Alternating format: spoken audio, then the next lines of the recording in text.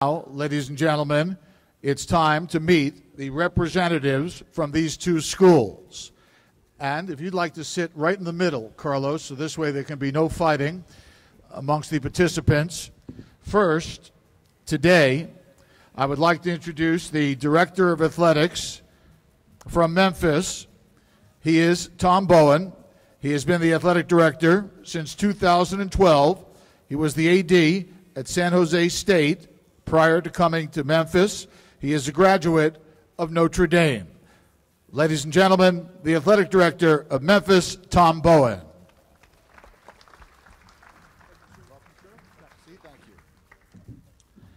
Next is the head coach for Memphis. This gentleman is one of 8 finalists for the 2014 Eddie Robinson Coach of the Year Award. He led the Tigers to a share of the American Athletic Conference title that is Memphis's first conference championship since 1971. The Tigers' 9 wins are the most regular season victories since 1963. He is in his 3rd season as head coach of Memphis, and he ended the year with 6 straight wins. Ladies and gentlemen, the head football coach of Memphis, Justin Fuente. Welcome, sir. Thank you. Next, the opponents. The Director of Athletics from Brigham Young University is Tom Holmoe. He has been the athletic director since 2005. He played at Brigham Young, where he was a defensive back. He is from La Crescenta, California. He is the owner of 4 Super Bowl rings with the San Francisco 49ers, 3 as a player, 1 as a coach. He had a 7-year NFL career. Ladies and gentlemen, we welcome to South Florida the athletic director from BYU, Tom Holmoe. And last is the head football coach from BYU, Bronco Mendenhall. Coach Mendenhall has been the head coach since 2003. He's from Alpine, Utah. He guided Brigham Young to its 10th straight bowl invitation. He has bowl victories in his career over teams like Oregon, UCLA, Oregon State, which was his alma mater, as well as San Diego State and Tulsa. An 8-4 record, ended the year on a 4-game win streak. From BYU, head football coach Bronco Mendenhall. Welcome. Gentlemen, in case you don't know this, folks, these folks all flew in today, and they are all flying out tonight. So this is a brief stay. They will come back with their teams in a few days. So we hope that they enjoy their few hours of marvelous weather in South Florida. BYU is the visiting team in this year's game, so let's start with BYU first. First, for Tom, since your program is not in a conference, you could have talked to many bowls about setting up a deal. Tell the folks here today, why did you determine that Miami Beach would be the best fit for BYU? When we considered going independent, that was one of the roadblocks, because in college football, most bowl games are affiliated with conferences. So one of the things that we had to do ahead of time was kind of line up independently bowl games. And when it came to this last year, we wanted to find a really big one, and we couldn't. We went to ESPN, and then we went to the American Athletic Conference. They came to us. Mike Oresco, the commissioner, and Carlos came and said, hey, how about Miami Beach? We said, let's do it. I've been able to be down here in Miami for 2 bowl games, one as a player and 2 as coaches.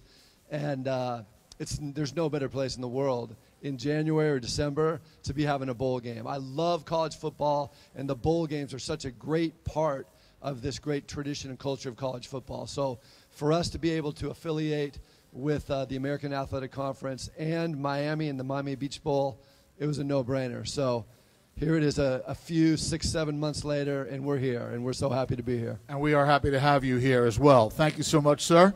Now, Coach Mendenhall, you had a great start to the season. Heisman Trophy quarterback Taysom Hill leading the team to a top 20 ranking with wins over Texas, Houston, Virginia, and Connecticut before he suffered a season-ending injury.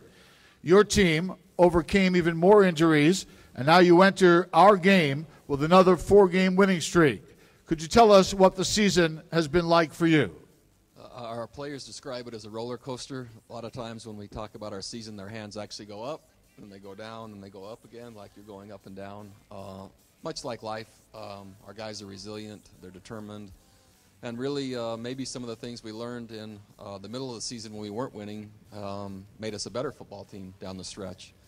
The chemistry is very close. The team, they like each other, they work very hard, and they're very optimistic and excited to play in this game. They have a lot of respect for Memphis. They've had a chance now to see him on film a couple of days and already know what kind of game it's going to be. That's already inspired them in terms of how practice looks like and managing their finals as well. And then when you consider the destination, it could be a really nice finish, I think, for either team to finish with one more win. And that's it's a really good setting and a great game. And again, the matchup is a very strong one, so our team is anxious to be here. Very good. Now, I have to tell you folks that I'm from Brooklyn, New York, and I just got a look at the Brigham Young roster. And there are names on that roster that I have never seen in my life. So I may need an interpreter to join me in the booth. So please, if I mess up a couple of those names along the way, please be forgiving. The Polynesian population, second most of any college team, and so good luck with that. If you start now, you might have a chance, but probably not. Don't mess them up or they'll come after you. Better learn. Well, they've got me secluded and locked away in a booth where nobody can reach me. It won't so be hopefully them, but their relatives will be coming after you. Very nice. Good to know. I'll be practicing as we leave here tonight.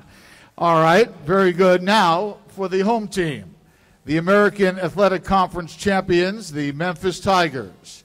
For our athletic director, Tom, and yes, we have 2 Toms as our athletic directors, each named Tom. The last time that Memphis was in a bowl, the Tigers helped Carlos Padilla start that bowl in St. Pete back in 2008. Now, you don't just have a bowl-eligible team, you have a conference championship team that was possibly up for a bid to a New Year's Bowl should Boise State have stumbled in their championship game. Can you tell us a little bit about this experience? Well, from the University of Memphis and from all of our students and student athletes that are a part of our program, we're excited to be in Miami Beach. And we did let Carlos know immediately that we'd like to be considered to come to Miami Beach. So thank you for selecting us and letting us be a part of this. It's a very exciting time at the University of Memphis. This has been a resurgence since Coach Fuente has arrived. Things have changed immensely in our football program and in our athletic department in general. So we're delighted to be here. I'm tickled to be here, and thank you for being a part of this. Thank you, sir. Now, for Coach Fuente, in Miami, we use terms such as en fuego and caliente to describe you and your team as they enter this game. It was just announced that you are a unanimous choice for the Conference Coach of the Year. Your team is on a 6-game winning streak. Tell us about your 2014 season. Well, we played a very challenging non-conference schedule that I think prepared us for the stretch run. You know, we played at UCLA in a very tough competitive game, and we played at Ole Miss in a very tough competitive game, and I think that really prepared us for the conference run. And we've got a great group of seniors that have been through a tremendous amount in their career at the University of Memphis, and I think the biggest thing I can say about our kids is they're good listeners. You know, they have listened and tried to do the things that we've asked them to do, and I'm just awfully proud of them and to get to have this reward and this chance to come play, and you know, obviously this setting against a fantastic opponent with great tradition and national name is a real honor for us. So, you know, our kids just kind of persevered. They kept holding the rope throughout the season, and we were able to string a few wins together. Very good, sir. This next question is for both of our coaches, and this time we'll start with Coach Fuente. I'm sure that you've watched film of each other's teams. What's your scouting report, and what will be your keys to winning this game for both coaches? Well, BYU, the first thing that jumps off the film to coaches about BYU is the passion and the toughness that they play with. You can see it on the sidelines. You can see it after plays. Coach Mendenhall's done a fantastic job. We've come across each other in the past a few times, and it really jumps out at you, the toughness and the passion with which they play. They play fantastic defense. They do a great job running the ball and pushing the ball down the field. So it'll be an incredible challenge for us. BYU does not beat themselves. They do a great job taking care of the football and taking it away on defense, and we'll certainly have our hands full. Thank you, Coach. From our perspective, so this, again, as Coach alluded to, it's not our first meeting since, well, first from Memphis and BYU, but we crossed paths 2 or 3 times probably at TCU, and always had our hands full. And I'm not sure since I've been the head coach / defensive coordinator that we beat TCU when Coach was there as their offensive coordinator. And so very dynamic. Big play potential all over, really well-designed scheme and strategy that really stresses a defense. I think you don't win 9 games by accident. You win it because you've out-coached, you've used great strategy, and your players listen. And that shows on film. Defensively, very difficult to score on. So about 17 points a game is all Memphis gives up.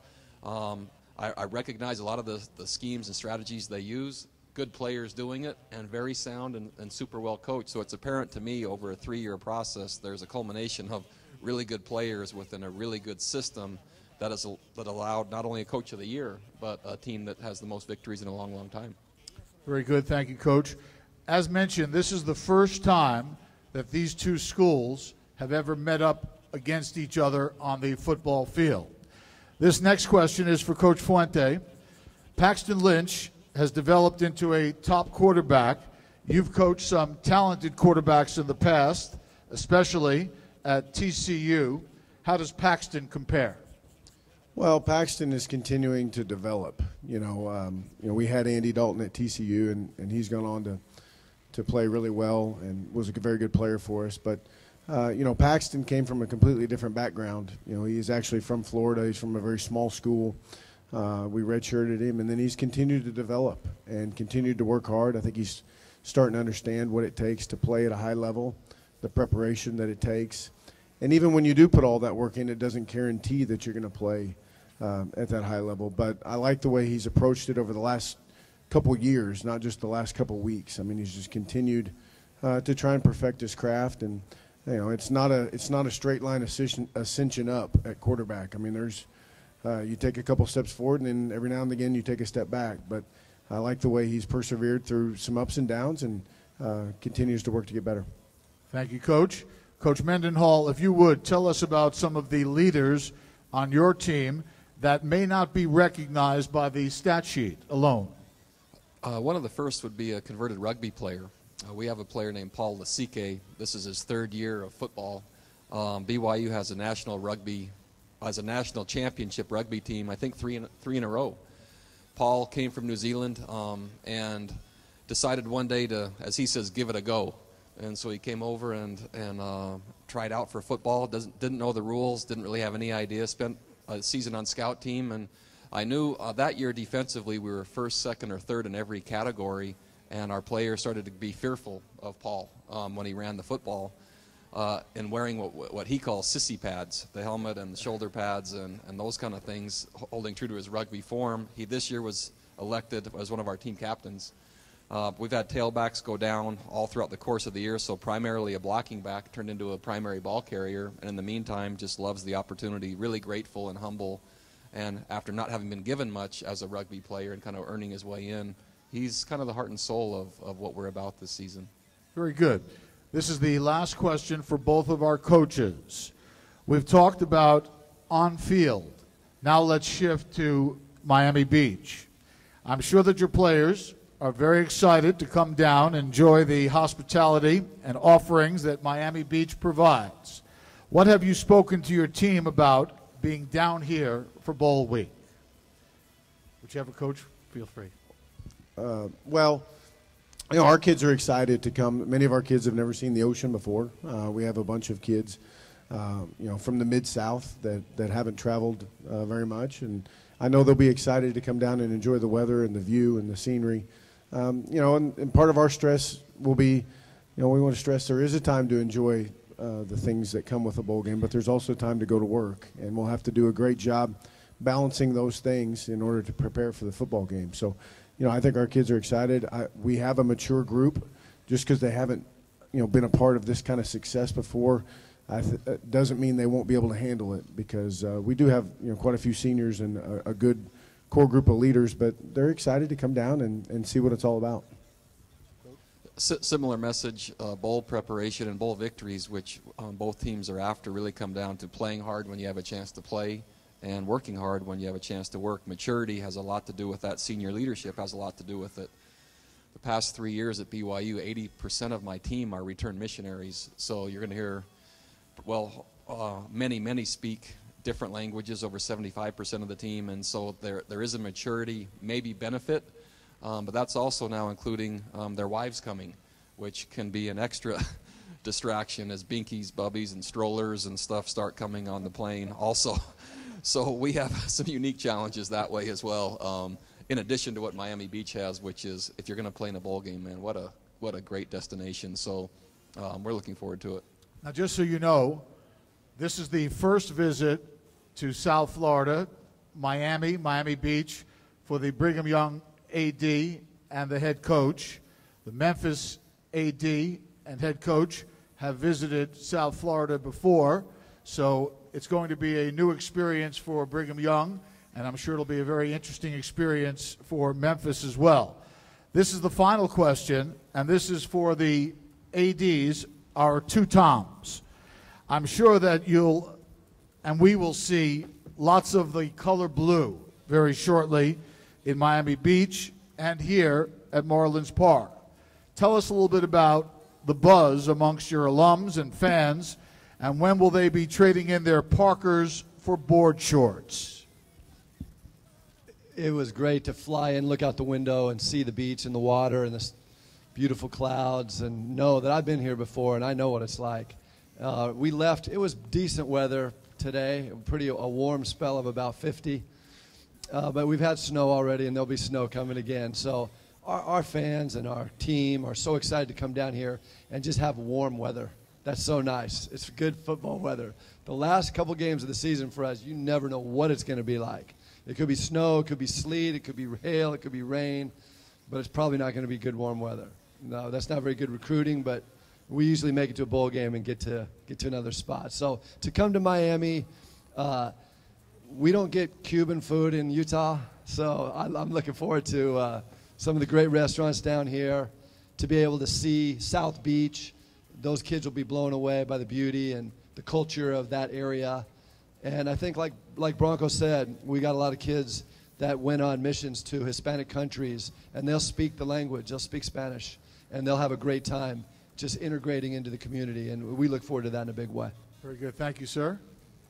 Well, I think Tiger Nation's excited to leave the Bluff City and the great meandering Mississippi River and come down here. And I guarantee you it'll be a land of the Tiger for some part of it. And we know that a lot of people have found a way to get down here. We've sold a lot of tickets, and people are chartering and coming and getting here any way they can, because there's a great excitement in the city of Memphis, because we are the city's team. We are the football team for the city of Memphis and the Memphians and the university and Tiger Nation. So I'm pretty excited that they've had such a great response about coming to this bowl and being a part of it, and I'm looking forward to the Tiger Nation and Tiger Blue out here in about 10 days.